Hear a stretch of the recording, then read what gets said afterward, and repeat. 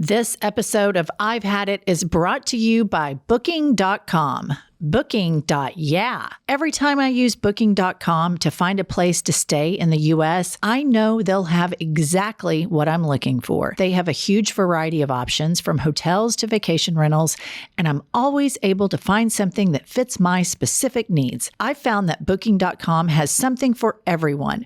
Find exactly what you're booking for on Booking.com. Booking.YEAH. So are we supposed to start the podcast? Ready? 1, 2, 3. Patriots, gay-triots, they-triots, black-triots, brown-triots. Fuck off! Welcome to America's Top DEI podcast. Pumps, what have you had it with? Okay, what I've had it with is people's entitlement across the board. Specifically in this instance, I am talking about the person that is so entitled that they sit down to pee or poop. They take the very last bit of the toilet paper and they do not restock. To me, that is the height of entitlement. So you don't think about the person coming after you that's going to sit down and not realize there was no toilet paper until it's too late. And because my children have been home this summer, that has happened to me on more than one occasion. That's the worst. That is the absolute worst. I mean, I've been known to, if I'm in a bathroom that is not my own, like if I was in your powder bathroom and I noticed that the toilet paper was even under. Oh, for sure. Instead of over, because I think toilet paper should roll over, I go ahead and just take the initiative and switch it myself. I do too, everywhere I go. As a good guest and as a good bathroom visitor, I take the initiative to do that. Now, if you were running even low, I'm talking maybe, minus 20 squares, I would go ahead and flag it to the hostess. I need to flag an issue in the powder bathroom. Mm-hmm. We're minus 20 squares on that roll. Would you like for me to go ahead and replace it? Or would you like for me to put a backup in there for the next user? And this is a problem that's happening all across the country. Yeah, it happens all the time. And I'm just always like, how can you sit there? Like, I'm so serious about it. How can you sit there and not give a shit about the person that sits down next? I mean, I don't know. Is it entitlement? Is it assholery? I don't know what it is, but I don't like it, and I've had it. I'm 100% with you on this. I don't like it. I have to tell you and the listener what my husband does. He likes to take the toilet paper off of the holder. I've seen him do this. Yes. And then he likes to have it so he can, it's like a two-handed wrap thing. And then instead of replacing it back on the holder, he'll just put it on the ground, or he puts it so our toilet paper holders have a little ledge on them at the top where you can put a cell phone or a candle. He'll put it on top of that instead of putting it back on the holder. And I mean, these are the things that can really ruin marriages. Yeah. You fall in love and then it's great. And then you start going into the disappointment stage of relationships. And this has been a very disappointing component, despite the 5 rehab stints. This was, I'd say, top 3. Toilet paper etiquette. I mean, we have strung out on pills and then toilet paper etiquette. And this is just, it's right up there. Yeah. And he's done that at my house because I've walked into my bathroom after he's been there and I'm like, what's the deal with the toilet paper being on the floor? It's just put it over the finish line. If you want to take it off the roller, that's your business. Nobody gives a shit. Right. Put it back where you found it, Josh. Motherfucker. Oh my God. Okay. Let me tell everybody what I've had it with. So everybody knows that I play tennis every single day, and it is a way for me to get cardio, get exercise, and be the athlete that I want to be. And so I train every day with about 5 days a week with a guy named Jeff. And Jeff and I play 5 sets to 10. Okay. So we play 5 different sets. Okay. to 10. Got it. And Jeff, obviously being the pro, is a lot better than me. And he gets it to where, if I lose, it's because of unforced errors that I've made. Okay. Where I have made errors. And I have not beaten Jeff in our 5 set, I would say in a month. And we have had 5th set, superset tie breaks where you have to win by 2. I would say probably the last 6 times that we've played. I have had 30 match points. Oh, no. 30 that he's teed up for me. Right. I would like to say that I earned, but I mean, I earned to get to the match point with an assist. I can't take it over the finish line. I am in a slump. I am hitting the net. I am hitting them out. I am hitting the back wall. It makes me so fucking mad. You know, when you see tennis players take their rackets and just bang them, bang them, bang them, bang them, bang them on the concrete, and you think, God, they're really losing it. I get it, because I want to take my racket. And mind you, Jeff is a helper here. Right. But I'm angry at him. You're mad at him? For me, for my shortcomings, right. for my athletic shortcomings. I want to take my racket and just beat the ever-living shit out of Jeff. But I will tell you, Jeff's smug sometimes. Like, he'll announce to everybody when he's up, like 5-0, he'll go, I'm up 5-0. Let's go, Hefe. Well, since you he guys trolls do the talk shit out of me, yeah. Does he talk shit on you on these match points? Yes. Well, actually, yesterday's match point that I lost, he knew. Right. He knew you would explode. Usually he does a fist bump, bounce up to God thing on me, and he calls for the fans, and I'm just like, God, I hate Jeff. And yesterday he knew, because I walked to the net, and he goes, you had like 4 match points, Jennifer. I mean, it should have been over. And I'm like, do you want a lemon and some salt to sprinkle on my wounds? Hefe, is that what we want to do here? And, of course, he busts out laughing. He was actually kind of compassionate. But I always say to Jeff, like when he's trolling me, I'll scream at the tennis center at the top of my lungs, nobody likes Jeff. I interviewed everybody in this entire tennis club, and not one single person likes Jeff. Everybody hates Jeff. Actually, he's so much fun, and I love the therapy plus exercise that I get from tennis. But I'm telling you, I'm in a slump. I mean, and then, the U.S. Open is on its way, and, I'm going to go to that. And when I watch them play, I think, God, yeah, that's me. It's so not. I'm so close. I'm not even remotely close. I'm going through a very humbling time in my tennis career. You know what I've noticed about your post-tennis aura? Yeah. What is it? If it's a win, it's a big win, you played great. It is unicorns and rainbows. I'm a better person. Hearts coming straight out of your ass. 100%. But I can tell when you walk in immediately, just by the facial expression. Mm-hmm. And it's just, your dauber's in the dirt. I'm in a slump. I mean, to have like Cankles-in-Chief tits as the president, and then all of this training and working that I've been doing, and I've had 500 match points that I can't take over the finish line. Right.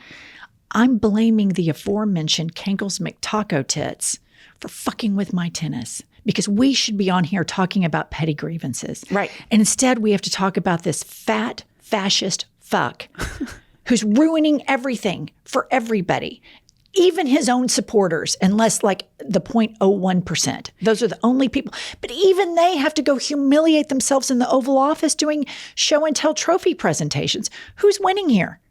The only person that's winning is Trump. And Melania's not winning. She still has to fuck him. And he can't get it up. I was going to say, I've explained by the look of those cankles, there's zero chance his dick is getting blood. It's just zero chance. I agree. So no one's more thrilled with his diagnosis than Melania. Yeah. All right. Anyway, Pumps is correct. So if I've seemed cranky the last few episodes, it's not you, listener. It's the tennis and the failed attempt to score on match point to take Jeff down. But you know what? I have another match today, so we'll see if I'll keep you guys posted. Welcome to I've Had It. I'm Jennifer, a failed tennis player. I'm Angie, the HBIC, and that stands for Beaver. Yeah. All right. Kylie. Jen, if I may, I just don't think one person can be great at everything. Okay. And I think you just had to have one flaw. I just threw up in my mouth. The suck up is so gross, just for the record. Mm-hmm. If you talk to Fox News and MAGA, God, they think I have a lot of flaws. Okay. Consider the source would be what I would think. I do. I would like to take my tennis racket just to the parking lot of Fox News and just be a complete unhinged nut. fuck you, fuck you, fuck you, fuck you. That's what I told my neighbor about the guy that's not returning my call about my gate clickers. I said, here's the deal. I'm going to be the fucking crazy liberal, and I'm going to go into the homeowners meeting, and I'm going to start turning tables over. I'm going to start throwing shit. I'm going to start ripping my clothes off, and they're all going to say, yeah, she's a liberal. That's what happens. Let me ask you this. Are you going to go to the homeowners meeting? Well, when the next time I see a sign, I'm going to go because I have like a whole folder of the times I've called. Can I go? Emailed. Yeah. Oh my God, we could do a twofer. You could get on the side of a table. I could get on. No, I just want to be the cinematographer. Yeah, throwing a fit. I want to get you going, Karen. Yeah, I'm going to like raise my hand, and I'm going to be like, on this day, I'm going to pull full, like I'm being ignored. I think it's discrimination because I'm a woman. I think it's discrimination because I'm a liberal. I think it's discrimination because, I don't know, I'll think of something. I'm just going to be a fucking nut. And so my neighbor who knows the homeowner person that's ignoring me, he's going to tell him. He's trying to make that be avoided, that scene. But I'm honestly, I kind of want to do it. I kind of want to. I just want to go fucking crazy. Just stir it up out in the suburbs. Yeah, I mean, I'm going to take a whole thing of like bananas and start throwing them. Okay. All right. Kylie, what's next? I have a perfect review to bring up now. Okay. It's 1 star, and it's titled Pumps is MAGA. From Julie, and she says, we need to address the elephant in the room here. There's an overwhelming amount of evidence pointing towards Pumps being MAGA, and it needs to be called out. She texts and drives. She's a bad pet owner. She shops at Walmart. She's rude to flight attendants. And of course, she owns a Stanley Cup. I don't know Jessica, our centrist queen, I don't know how Jessica, our centrist queen, can stand to be around all of her MAGA energy all the time. What does she have to say for herself? That is fantastic. I love that. I hate that it was a 1 star, but she had to get it on, so I'm all in on it. All in. Yeah, I mean, here's the thing. Here's the thing about Pumps, you guys. She used to be this. You used to be not necessarily MAGA. But I was a registered Republican forever. And even when I voted Democrat, I didn't change my deal until like... When she says deal, she means voter registration. Yeah. Like a year ago or 2 years ago. Real ID. I remember when Trump first won, I called Angie and I was freaking out. She poo-pooed me, dismissed me, thought it was no big deal at all. Oh, you'll get over it. That's ridiculous. See, I hadn't paid any attention though. I didn't. Right. I was completely disjointed. It wasn't until all the crazy tweets that I got interested. Yeah. Honest to God. And then I turned her on to Midas Touch. Yes. And I was like, hey, I'm following these guys on Instagram. Midas Touch. And this is probably around like maybe the end of 2019, beginning of 2020, somewhere in there, before we knew them, before we even thought about having the podcast. And I said, you need to check out their channel. And so she starts freebasing it. Yeah. And then, of course, as you know, Ben Mysalis became her algorithm boyfriend. But yeah, sometimes here's the thing. Sometimes maybe there's some MAGA residue from the upbringing. Here's the deal. I was never MAGA, obviously, because I was out of that before. But you were a George W. Busher. I remember that. I voted for him once. I know that. I remember that. But I just want to tell you, like, I come from hardcore MAGA. Like, they have graciously stopped Fox News when I walk through the door, but it is MAGA central, my lineage. Now, not my age group, like my, what was it, generation or whatever. We're not MAGA. Well, your brother is. Well, yeah, my brother is. Yeah. But because he's Mr. Gun Boy. He has more guns than half the universe. Which is hilarious too, but because he lives at home as a grown adult. And that's always the big rub from conservatives, that liberals live at home. But I will say, this is what I think your story is so important and so helpful, because you were in the Death Star. You were raised and a script was written for you. Yep. Your autonomy and your agency was removed from you, and you dutifully went along with that script as a good daughter, as a good little Christian girl. and voted the way your parents wanted you to vote, went to the schools your parents wanted you to go to. There was a little bit of rebellion when you wanted to go to law school. Yeah. Can you imagine her parents didn't want her to go to law school? My mom wanted me to be a teacher because that is a good helping career. And but I think your story is so important because I think it's happening to hundreds of thousands of American women across the country right now. I think for people to be able to see, I was all up in that mega church Bible study shit. And, I voted Republican because my dad and my husband told me to, but this does not seem like a party that's for women. You start critically thinking. I think your story is one of the most helpful stories online right now, because when she says her family is MAGA, you guys, I'm talking, how many guns are in their house? Hundreds? Now that my brother moved in, I can't even tell you. I would say at least 25. Minimum. I mean, I'm just telling you guys, it is as hardcore MAGA as you can get. My mother wore her COVID mask said Trump 2020. But here's what I love about Pumps, you guys. Pumps' COVID mask was BLM, Black Lives Matter. And when she started deprogramming herself, I remember her kids went to this crazy ass Christian school, anti-gay hate academy.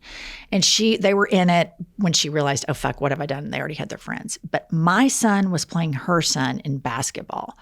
And so we decided we were going to meet at the gym to watch our sons play each other. And so she'd always been my Republican, mega church Christian friend. And I noticed that she's watching Midas Touch and all this stuff. So I go to meet her at the gym, and she has this Black Lives Matter mask, COVID mask on in front of all these white, crusty racists. And I know for a fact, 2 parents on your son's basketball team, I've heard them say horrific racist shit. Horrific. So very, very white supremacist school. And God, I fucking love Pumps. She had on a Black Lives Matter mask, and you could have blown me over with a feather at the evolution of her. And I remember going, Pumps, where did you get your BLM mask? And she's like, oh, I ordered it. And I go, I love that you're wearing it up here at the Crossings Christian School. And she was like, oh yeah, me too. And I was like, not only is she getting deprogrammed and radicalized, she's getting savage, and I am sad for it. That was one of my proudest moments of you. It's so unexpected. I just couldn't believe it, because not only had you kind of broken away from all of them, but you were breaking away and rubbing it in their faces. And I was just like, damn, go girl. Get you some. I loved it. I mean, I loved it. I loved it. I still love it. Well, thank you. I do. It was fantastic. I do have to say this super quick. When you talk about the Ben Mysalis and the Midas Touch, I just have to say, for the permanent record, those are the loveliest. Like when we hit 1 million on YouTube, I was out of town, didn't know it. They were the first people to text us and congratulate us. And I just really want to say how giving and how much I appreciate them. And I just think it's so important. They are the nicest people in podcasting. Yeah. Whenever we have needed help, or whenever we have had a question, she's a lawyer, I'm an interior designer, we don't know what the hell we're doing. They do. And anytime we are like, hey, how should we do this on YouTube? How should we do that? You send them a text and you get a response immediately. And the next thing you know, you're on the phone with them. Right. They get nothing from it. That's how much they care about growing independent media that's beholden to no one. And I concur with Pumps that they are phenomenal. 5 stars. Yeah. All right. Kylie, next review. Okay, the next one is 5 stars titled Thank You. And it says, I needed this. As a gay therapist who has to show up unbiased to all of those biased pink-armed Cracker Barrel patrons, this podcast is giving me life. I love that. That's interesting about the gay therapist, because Emily is in school to be a therapist. And they had to say, what are their biases? And she was like, my bias, you have to work out your bias. You can't be biased as a therapist. You have to, have everybody. And, she stood up in her class, and everybody, I don't know if she stood up, whatever. But they said, what's your bias? And she goes, I have a huge bias about people that voted for Trump. I can't understand why somebody would do that. And I have a huge bias about that. So that's what she's working on with her advisor, different things like that. You guys, this is just another props that I have to give to Pumps.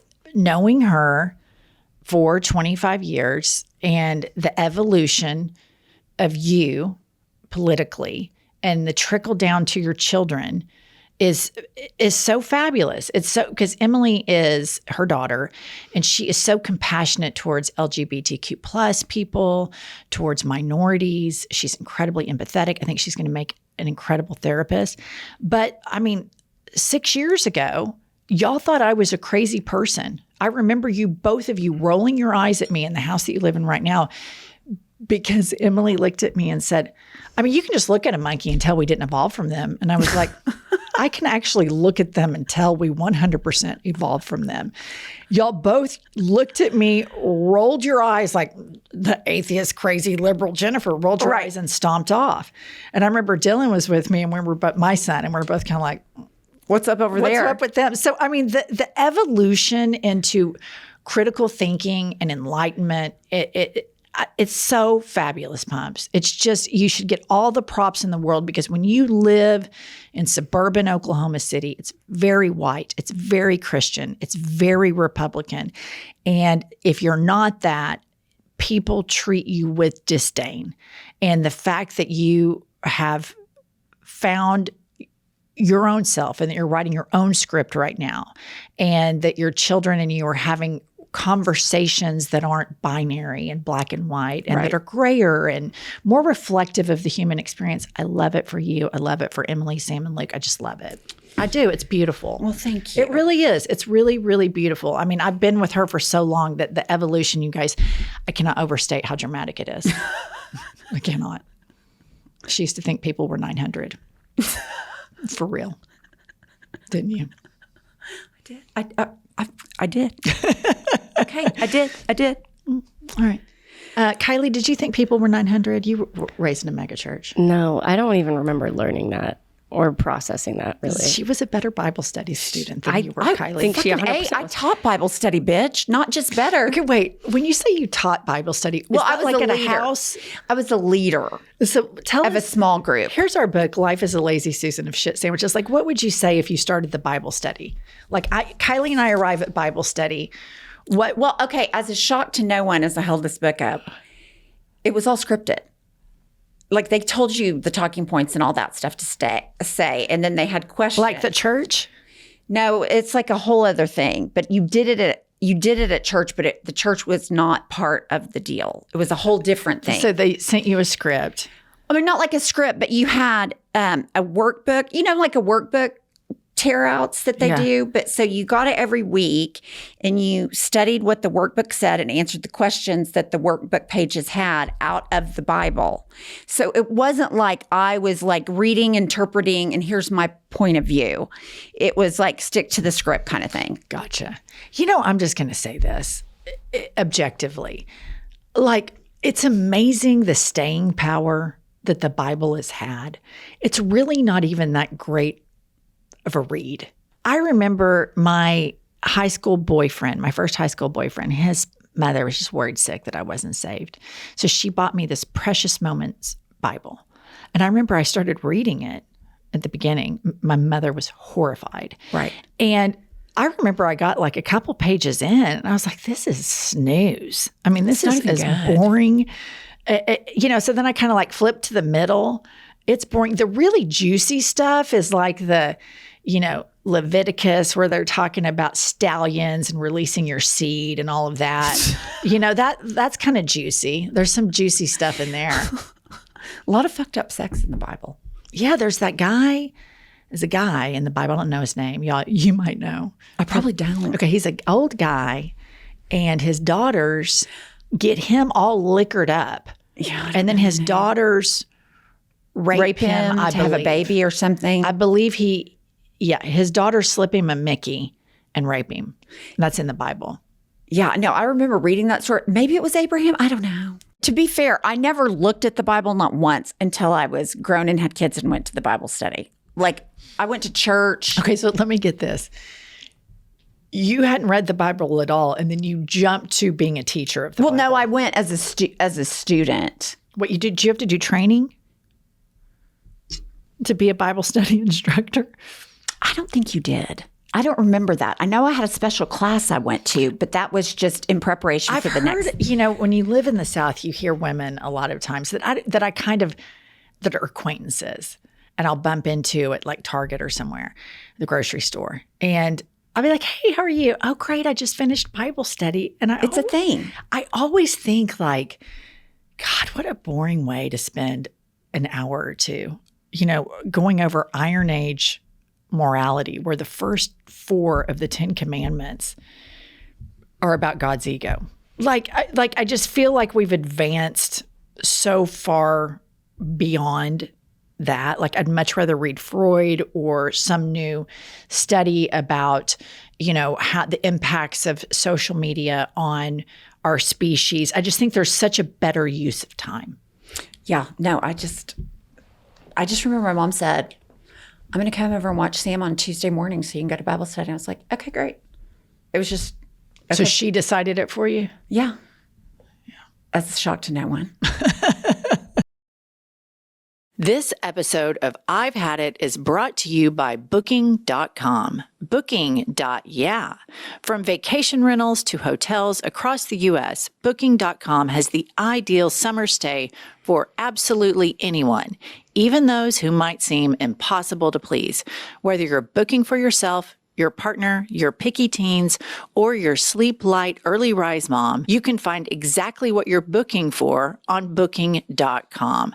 I personally just booked a trip for my sons and I to go to New York City, and I found the perfect hotel in the perfect location, and we were able to tackle the city with enthusiasm and convenience, and I just absolutely love this site. If our family can find their perfect stay on Booking.com, anyone can. Find exactly what you're booking for. Booking.com. Booking.YEAH. Book today on the site or in the app. I track my steps, my sleep, my screen time. So why wouldn't I track my cat's health? That's why I love Pretty Litter. It's like smart tech for your litter box. This color-changing litter actually monitors your cat's health by detecting potential issues in their urine, things like pH changes or blood, so I can catch problems early.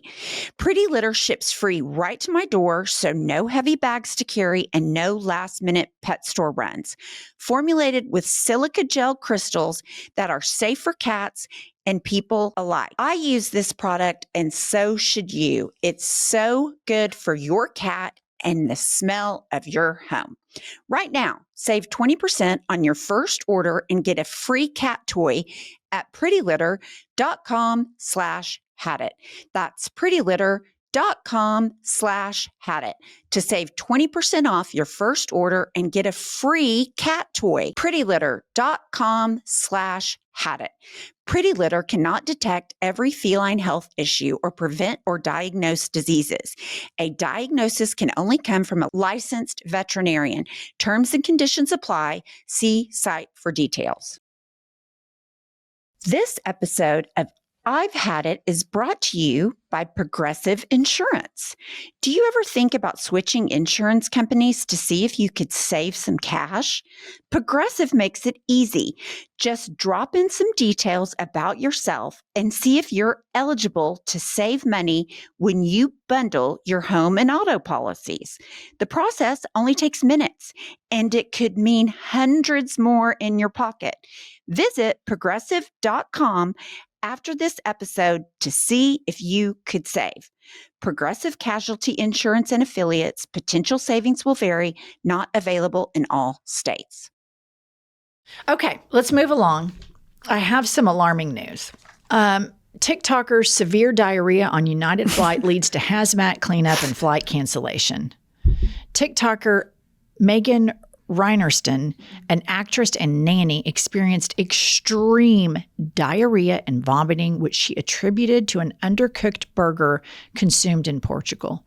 She remained in the aircraft lavatory for an extended period, even during landing with crew assistance.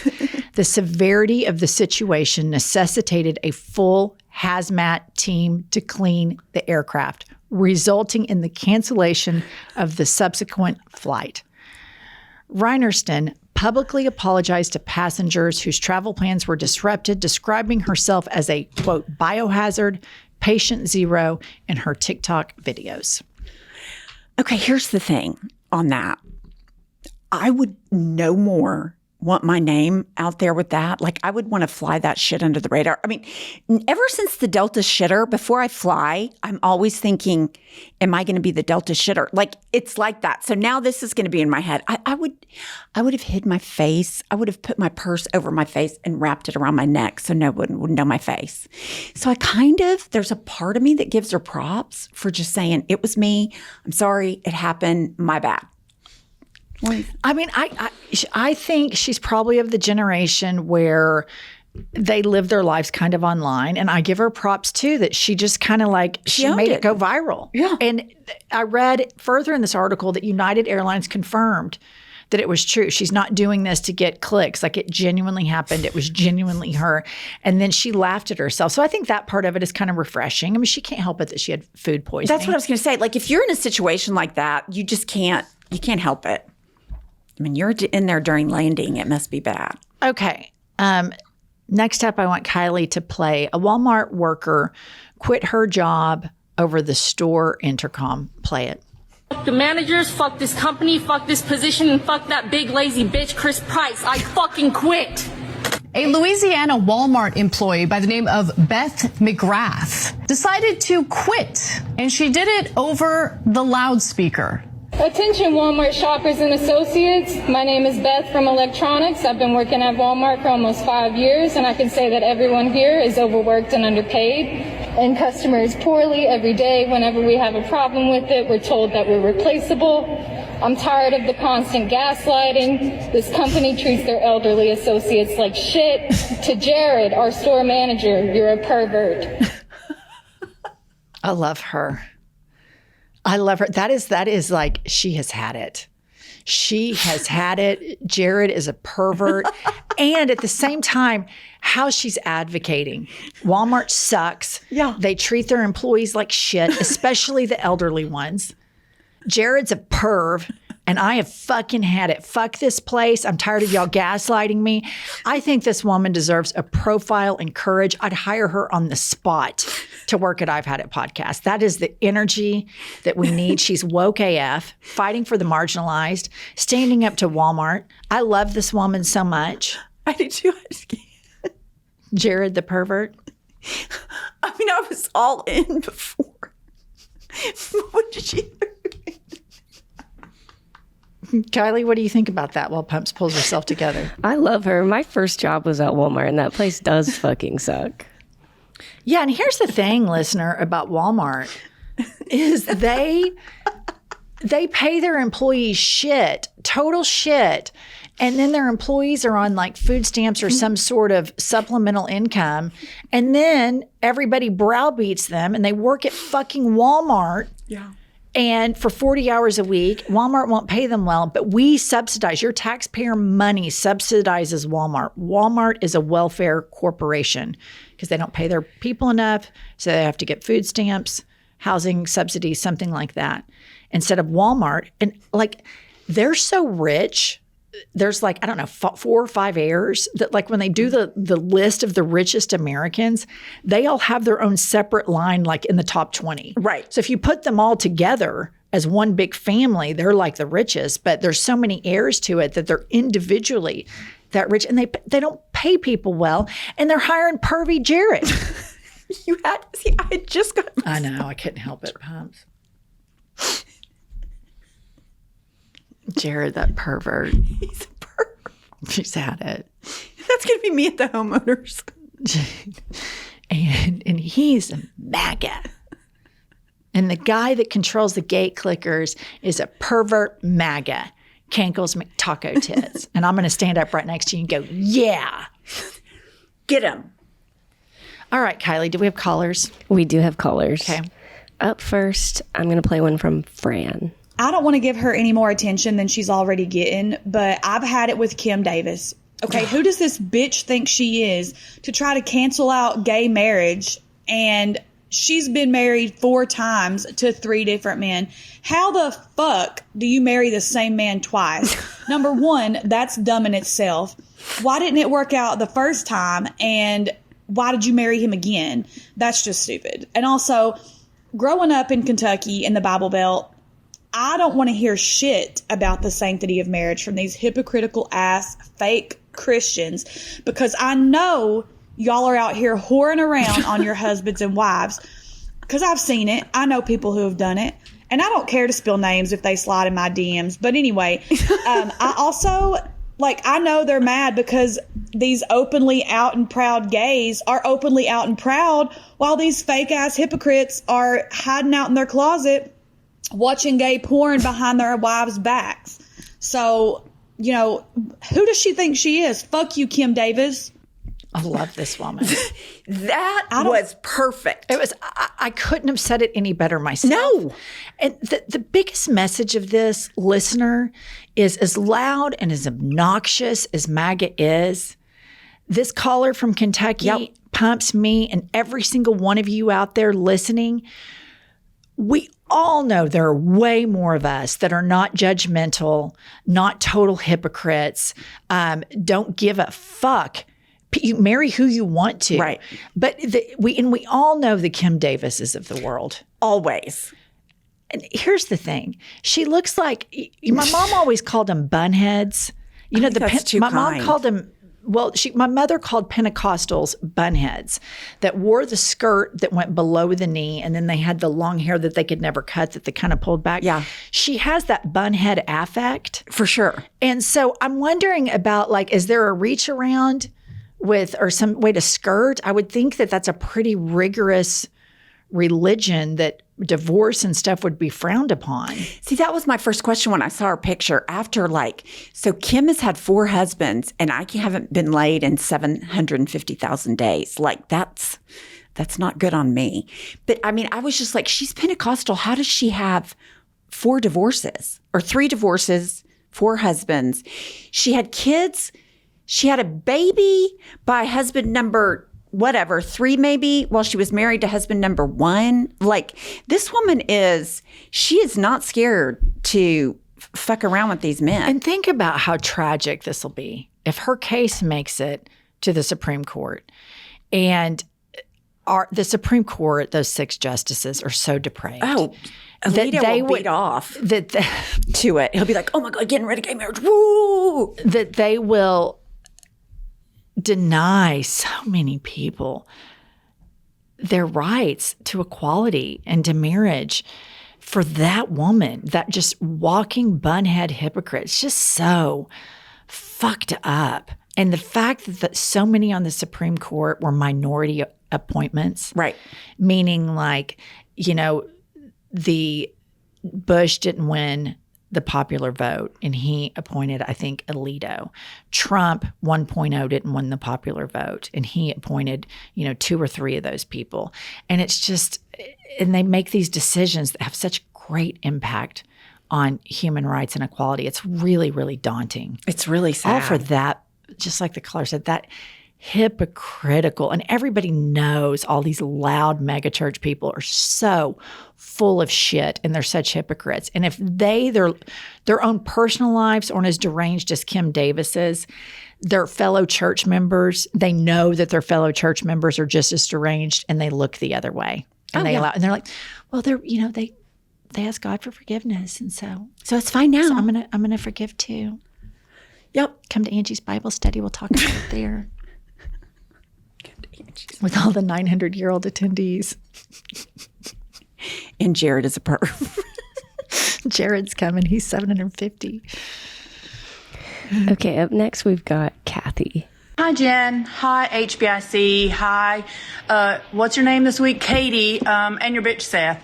My name's Kathy, and I am I work in the healthcare industry. I'm a nurse. My God, please don't tell Josh. Do not give him my contact information. I am not about being his fucking concierge nurse. So I get enough, hey, so you're a nurse messages anyway. So here's my I fucking had it. I have fucking had it with blanket emails from management. Look, God damn it. If I have fucked up and I have been giving IV push insulin instead of subcutaneous insulin and people are falling down right and left, dead as a fucking doorknob, that's a saying here in the South, dead as a fucking doorknob, then yes, I want you to come to me and say, hey, Kathy, you really screwed the pooch on this one. People are dying because you don't know what the fuck you're doing. I need you to either get your shit together or get the fuck out. That's what I need you to do, okay? What I don't need you to do is send an email to the whole team that says, we're going to have some mandatory education because we've had some incidences. We've got some opportunities. That's what they call them now. We don't call them problems anymore. We call them opportunities. We've got some opportunities for some education in medication administration. Do this mandatory education by said date or, there will be repercussions. I fucking had it with blanket emails because I'm telling you, if you send me that email and it doesn't say, Dear Kathy, you fucked up, I'm deleting it. I'm not looking at it. I'm assuming I am not the problem. So if I'm the problem, you need to come to me and fucking tell me I am the problem. I love you ladies as a blue dot in a very red county in purple North Carolina. I love you. Thank you so much. You guys have a lovely day. Fucking love her. Yeah. I love her. And it's so true. It's like, I don't need to be abreast of everybody's things, but I think this goes back to, we have to lift everybody up all the time. There's no such thing as constructive criticism in the workplace. We have a problem with how this is going. Instead of saying that, we have an opportunity to learn. I'm just like, shut the fuck up. Go to the person that did it and say, hey, da-da-da-da. If you have a couple people doing it, single them out. Like, not everybody needs to go do all this shit. I agree. And I just think that if somebody screws up, the best path is you screwed this up. Here's what you did. Let's move past it. Please fix it. And maybe it's not pretty and maybe the person feels a jolt of adrenaline, but welcome to adulthood. Right. It's just, and there's nothing worse than circle jerk emails. Oh my gosh, nothing. I mean, just, I don't know. The email, what? Circle jerk Zoom calls. Oh my God. Oh my God. Those are worse. I'd rather have a circle jerk email. Pumps and I need to share with everybody that we have written a book. It's called Life is a Lazy Susan of Shit Sandwiches. And believe it or not, Pumps and I have not always been so rock solid. And we talk about all of our trials, tribulations, most of all our fuck ups. Yes, because fuck ups are relatable and a part of the human experience. I have gotten so much feedback regarding the book that because of my situation with the religion and addiction and all that people relate to that. So I do think there's something to take away that's comforting about it because we've all been in very difficult situations. And listener, what we want you to do, this is the it book for summer reading. So please get your copy of Life is a Lazy Susan of Shit Sandwiches and take a picture of yourself with the book in really great places and tag at I've Had It podcast, and we will share your images with our summer it book. You can buy it in bookstores. You can buy it in the link in our bio. You can buy it at Target, Walmart, Amazon, etc. All the retailers. Happy reading and happy summer. As my children are growing older, they're becoming more susceptible to fragrance in the products they use on their skin. And that is why I have been now diving in to what are the chemicals in the products that I use. And I am finding that so many chemicals are in there that are unnecessary. I was shocked that my laundry detergent is one of the worst culprits. So I switched to Earth Breeze. Their detergent sheets are free from harsh chemicals like dyes, parabens, phosphates, and preservatives. And they're way easier to use. No heavy plastic jugs, no mess, just a pre-measured sheet that dissolves in seconds. I feel so much better knowing I'm not exposing myself and my kids to those unnecessary toxins. And my laundry still comes out fresh and clean. If you want a gentler clean without harsh chemicals, switch to Earth Breeze. They're also backed by a 100% money-back guarantee. So basically, you are trying it risk-free. Right now, you can get 40% off with your subscription at earthbreeze.com/hadit. That's earthbreeze.com/hadit. Okay, up next we've got Tave. Good morning, ladies. I'm going to skip right past the goddamn pleasantries and jump right into the fucking hadits. And what I've had it with this week is the goddamn indoctrination of Christianity into this country. Something that I even think has affected Jen. Oh? Pumps is thinking to yourself, what do you mean? She's famously atheist. Well, hold on to your goddamn life alert necklace, Pumps. I want to know if you've ever been in a room, had a sneeze, and Jen has trotted out a bless you. Bless you? Who the fuck is blessing you if God doesn't exist? I fucking had it with this shit. Now, I understand the history behind it. You know, people thinking you lose your soul or a demon has possessed you. Well, how come nobody's trotting out a bless you when you're fucking ripping ass or burping? Two arguably more demonic sounding bodily functions. And I've also had it with the fucking in God we trust on the currency. This country is going to hell in a handbasket. How about in good we trust? I fucking had it, and don't fucking piss me off. I love him. I love that. That is the energy we need. That is. That is asshole island energy peak. All three callers. I was going to say. I do. He's 100% right to call me out, and I accept it. I have acquiesced, and I find myself saying, bless you. And then I have thought at the same time, when I say it, am I capitulating to Christianity? And I've thought that a lot when I do it. So I appreciate the caller calling me out on that. And I don't know what to say beyond that. I'm open to suggestions in the comment section on YouTube. Will you guys please Trump's making shit up. Gulf of America, can we make up something new to say instead of bless you? Satan bless you. Illuminati. Beelzebub. Lucifer. 666. I'll be honest, this tells you what a great Bible teacher I was. I didn't really put it together like, bless you, God's blessing you. I just thought it was like a courtesy, like to acknowledge. I think I think he's the original. Right. It's great. But as I think back on it, yes. But here's what I know about the In God We Trust on the currency and in the Pledge of Allegiance. I believe, Kylie, if you'll start giving this a goog, I believe that this happened in the 1950s. I think In God We Trust was not on the money, but in the Pledge of Allegiance, 1953.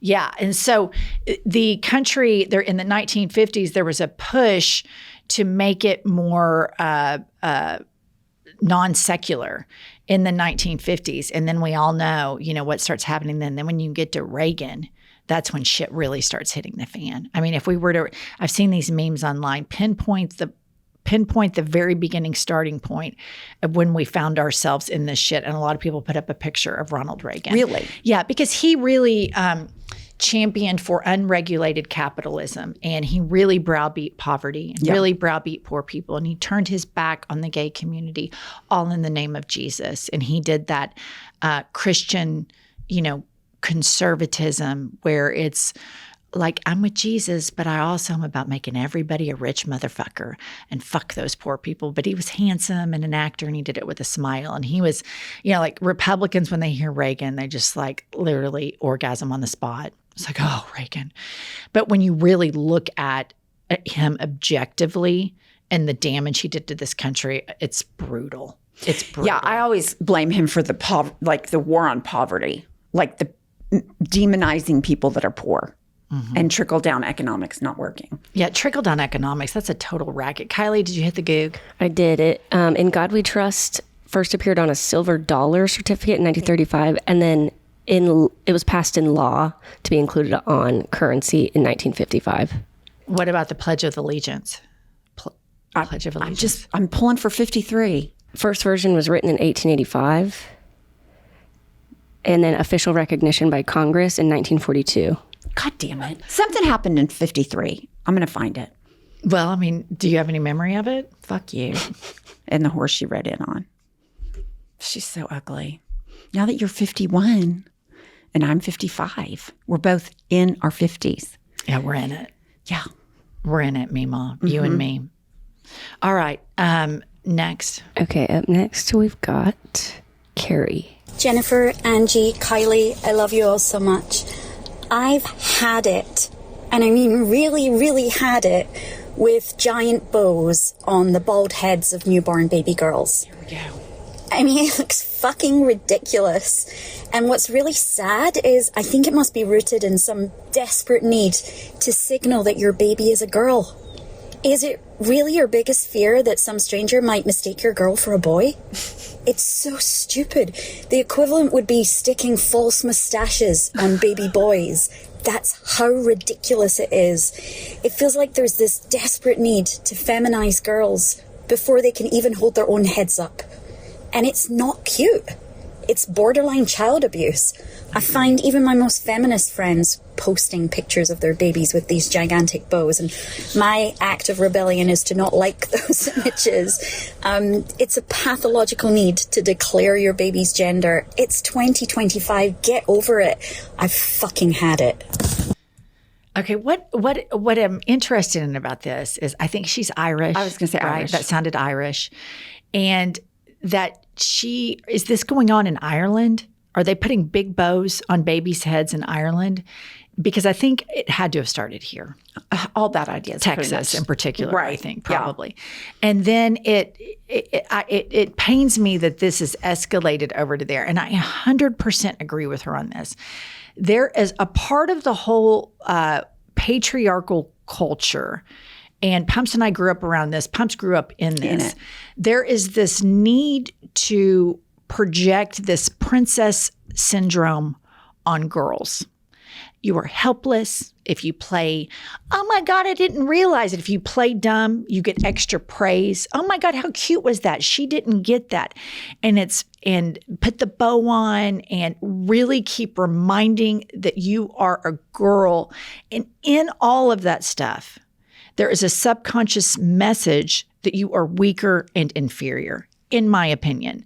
The women that I know that were raised in this and around this and the big bow culture, there is a definite oh my God, I'm a dingy blonde. And you can see from years and years and years of being raised in patriarchal systems that their default setting is to kind of defer back to that instead of, I've got this, I can handle it, like taking the bull by the horns.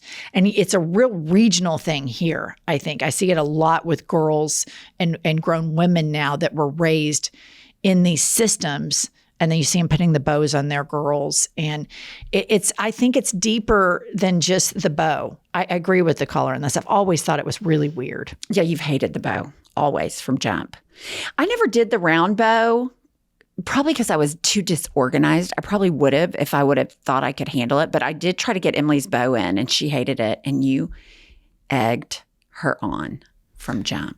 Yeah. So here's the deal. She had this whole. I remember, Angie had. And Emily was the only girl. So I have two boys. She has two boys and a girl, and we were always together all the time when the kids were little because it's really hard to raise kids, and her husband's really fucked up at the time, and so there was this. I remember correctly, you had like this thing, like a hanger type thing, and it went down. Yes.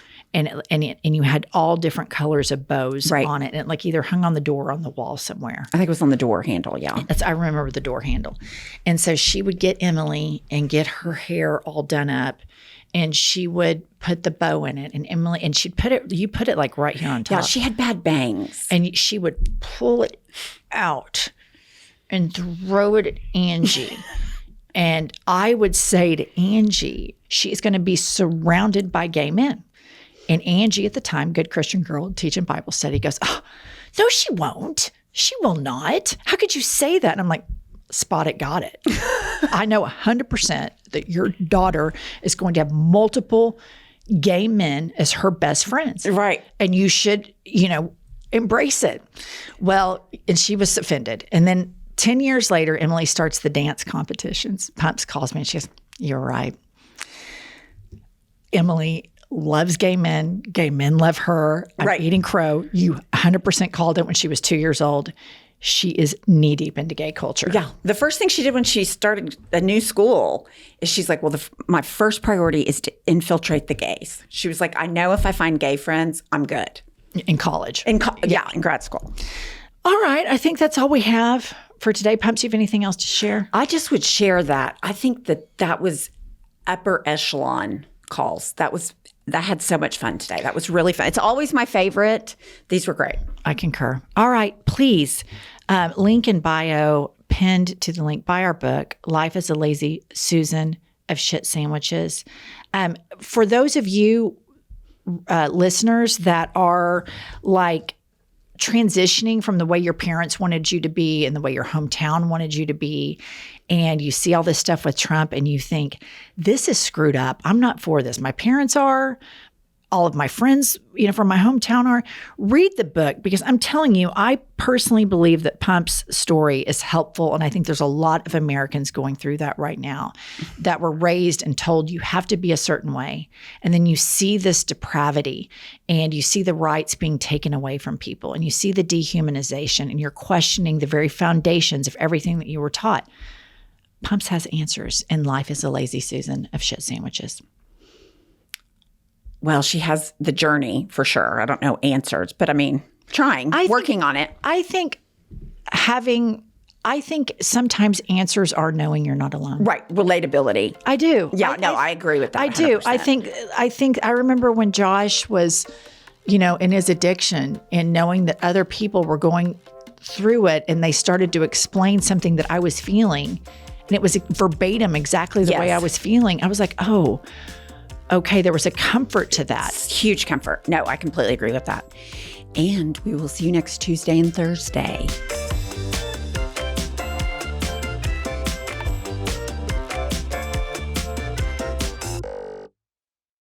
Listen up, patriots, gaytriots, and natriots. We have a new podcast that has dropped. It's called iHip News. It's Monday through Friday, every day, 15 to 20-minute hot takes on the political landscape of the United States of America, always served with a side of petty grievances. We are on all the available platforms, Apple, Spotify, Google, whatever you get your podcasts, and YouTube. Please go rate, subscribe, and review so that we will chart upwards with America's greatest legal mind. Pumps, what does an eagle say? Caw-caw. A little bit more enthusiasm. Caw-caw. That's it. That's caw-caw. That's the patriotism that this country needs right there.